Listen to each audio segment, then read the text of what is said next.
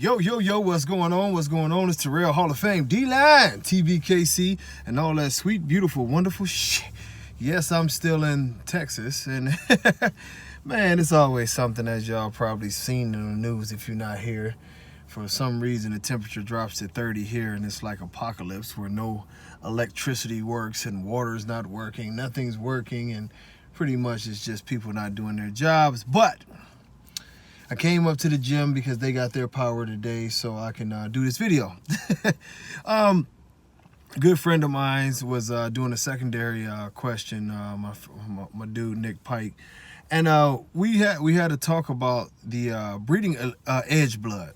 I was about to say elite edge, but it probably should be called elite edge blood instead of razor's edge blood. But anyway, how to breed it? How do you know? What do you know? Reading the pedigrees. Let's just start here. If you like the edge look, the original edge look, not that shit that Dave is pushing out there now so he can make a couple dollars. But you know, we're talking about the Kairos, the Remy, the short shot, the Paco, you know, the Little Roll, you know, the original look, you know, that is the true razor's edge look. Now, when you're looking at pedigrees, and this is where some people are getting confused at, always remember this, and I'm not pointing fingers, but I've told y'all this many times. There's so many different breeders who had input into this blood. So as you read the pedigrees, you will notice one thing. Sometimes you'll notice, y'all, excuse me, I was looking for my drink, but I don't know what happened to it. But anyway, sometimes as you look through the pedigrees, you will notice a sudden change. And it could be, you know, a consistent look along the ways, and all of a sudden, boom, you'll see a bulldog. And, or boom, you'll see a big drastic drop in size. Or you see, this is not normal. This does not happen. And if you're reading your pedigrees, I don't want you to believe that there's some kind of magic trick where we had some great breeder sorcery and people just had, you know, as some of these so-called great breeders try to make you believe that, oh, we just combined this blood and it compounded and we put it in a pot and sprinkled a little salt and a little pixie dust, and next thing you know, boom, you got a 10-inch dog. Or, you know, boom, the dog looks like a bulldog. That's not it. What you're identifying on that pedigree is you're identifying a lot of times where paper hanging came in. It's just that simple. This is, you know, for those who don't know what paper hanging is, that means that more than likely they used another dog. You know, I know in the Edge family, you know, there were dogs like Hippo, which Hippo was known to have way back a little bit of a Mastiff in there, and there were several breedings. I won't say who did those breedings, you know, but they were using him. You know, they were using him. It was a thing when Dave was very, very excited about Hippo, and then the community, imagine that, the community sort of got on Dave's ass, and the percentage of the dog that was identified as a Mastiff at that time would have literally been like, I don't even think it was 5% of the dog. But we were so strict about mixing dogs at that time that once they were very, very honest about the dog's pedigree, it backfired on Dave. But I do know that the dog just didn't go away. He had a massive, massive head. Hippo had a head that was, I mean, probably realistically 28 inches. I mean, and he wasn't a giant dog, but he was a big dog with a giant head, you know. And, you know, some of the breedings that you see when you see these traits, whether it's Mastiff traits, and I'll just use him as an example, or you see a certain bulldog look come in, the dog all of a sudden takes a jump from being, you know, a solid terrier or a solid classic American bully to all of a sudden just, boom, just swells up, big head. You know, in a lot of instances, those are areas where you see a change in total genetics. And the thing that I'm talking about is not to bash the old breeders or not to bash a certain person or anything like that. It's if you're going to breed this stuff, man, be smart. You know, be smart. Don't believe these fairy tales that people made dogs and it just all of a sudden it just changed the whole breed in one breeding. And that really does not happen. What you will see happen is you'll see a you know, a true progression of the breed. I don't like the term evolution because evolution is a major change, but you'll see a progression. And for instance, you know, when I use my kennel as an example, Mandela is, you know, very, very stout dog, carries genetics to be very, very thick. I mean, with no effort, just off a straight kibble, he's thick, thick, thick. You know, he's always bordering right around 100 pounds. He's a 16-inch dog. You know, his head, I've shown y'all that. It's a 26.5-inch head. He's got the features. He's got, like, human-like bone. He's got those features. But, you know, for me, the progression of this dog would be for him to have tighter skin, for, you know, him to have certain little things that I feel like should be good. You know, he should have those things, excuse me, as I mess with, okay. I got something downloading over here too. I'm trying to get as much Wi-Fi as I can before I go back to the 10th century.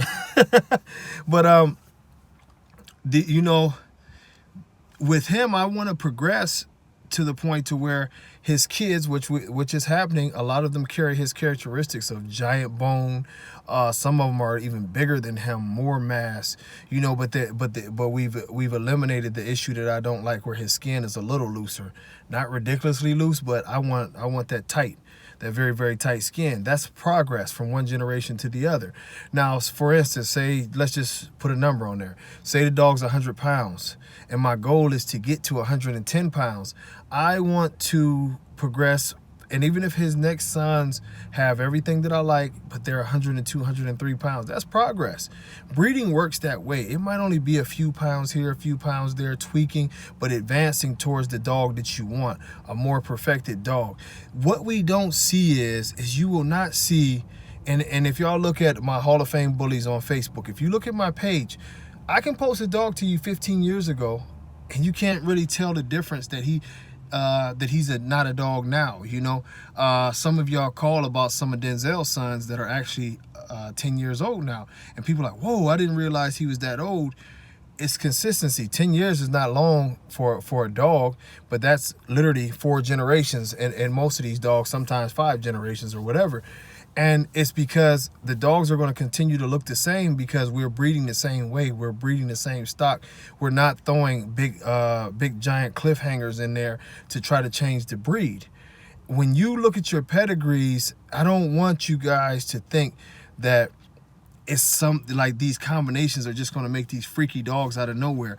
You know, I would say 99.9% of the time, if it can't be explained through the pedigree, then it's probably some bullshit in the game. You know, like with, now I like to talk about my dogs because that way it's nobody getting their butt hurt and shit. But when you talk about like Mandela, his grandfather, Homie, 100-pound dog. That's his great-grandfather, actually. You talk about Lock and Load, 100-pound dog, very wide, very, very, very, very muscular, big dogs, big, you know, Homie had a big head. Lock and Load needed some head on him, but Bistro had a big head as a short, more stockier dog. You know, this was generations, so you would see, you know, on Denzel's side, it was a lot of bigger dogs going back to Thug, and then you go back to Hallie's mom's blood. She had some bigger dogs, so you can see where the size come from genetically. If you can't look at a pedigree, say for instance, you're looking at a pedigree and all you see is classics. So let's say 80-pound dogs, you know, all the way. Then all of a sudden you got a 110-pound dog. It's only one scenario where that works. And that's if the dog is suffering from gigantism, where the dog just lunges in size, maybe some pituitary issues where he's got too much hormones going on. It makes him a lot bigger. And, you know, sometimes you get that anomaly where the dog is just a lot bigger. And that happens under 1% of the time. Most of the times, if you see these dogs, the biggest indicator is the change in overall look. The dog starts to look like another breed. The reason the dog looks like another breed is because it is. Let's just be honest. You know, throughout the Edge family, Remy, if you look back throughout Remy's pedigree, the looks is sort of, you know, pretty consistent. If you look, you know, through definitely going back through Paco's pedigree, the looks are consistent. If you know, like I say, y'all feel free to look up, you know, Hall of Fame Mandela and look back through the dogs that's in his pedigree. The looks are pretty consistent. You know, when you get to certain dogs and you notice that these dogs have different things going on, this is something that you can't breed to. You have to be smart enough to understand that the American Bully is a very dishonest breed. A lot of people, excuse me, let me open the door, get my light back on. But a lot of people in this breed are not here for the right reasons. They're going to lie to you. They're going to tell you they're better than what they are at what we do. They're going to tell you that, oh, I reinvented the breed. They did not reinvent the breed. They did not do anything great. They cheated. Or they might have blood to where they cheated the game. If you breed to those characteristics and you believe this, trust me, you will be screwed over. The reason why none of us tried their stunts back then is because we came to the conclusion very early that they were lying. If it was a certain combination of dogs that made super big bully dogs, we would have all been doing it. The reason why we weren't all doing it is because we knew that they were full of shit. And this brought on other characteristics that we didn't want in the breed. So, you know, if you are a new breeder, or maybe you're not that new, do not believe all of the myths that come with this breed that these dogs are just what they say they are.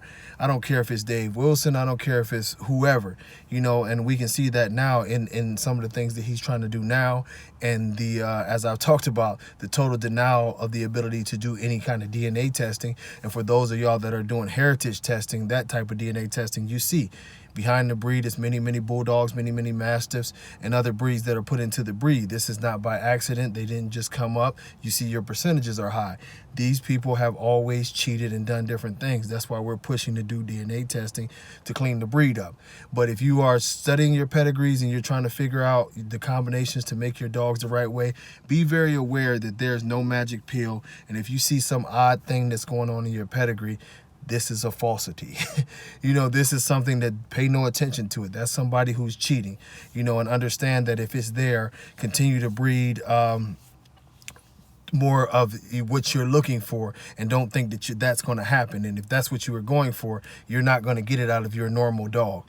That if it's generations back or whatever, you're probably not going to be able to pull that. You have to understand what happened there, and what it would take for that to happen again is basically you lying and cheating like they did. But hopefully y'all get something out of this video, man. Much love to y'all. God bless. Peace.